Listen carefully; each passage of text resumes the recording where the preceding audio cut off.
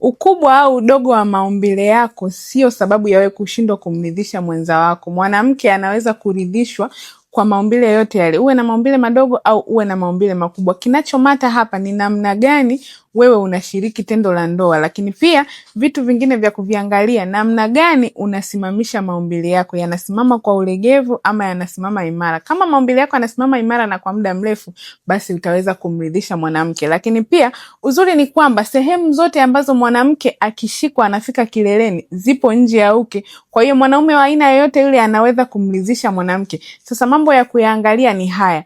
Kwanza mjue mwanamke wako nini anapenda, lakini pia tambua tekniki ambazo ukizitumia huyo mwenza wako anaweza kufika kileleni kwa urahisi. Lakini jambo la mwisho, hakikisha haukawii kurudia tendo, kwa sababu kadri unavyochelewa kurudia raundi ya pili unamfanya yule mtu hisia zake zirudi mwanzo, manake utaanza tena mwanzo kumridhisha. Sasa kama umefanya haya mambo yote lakini still bado unashindwa kumfikisha mwanamke wako kileleni, basi chukua namba kwenye bio nitafute.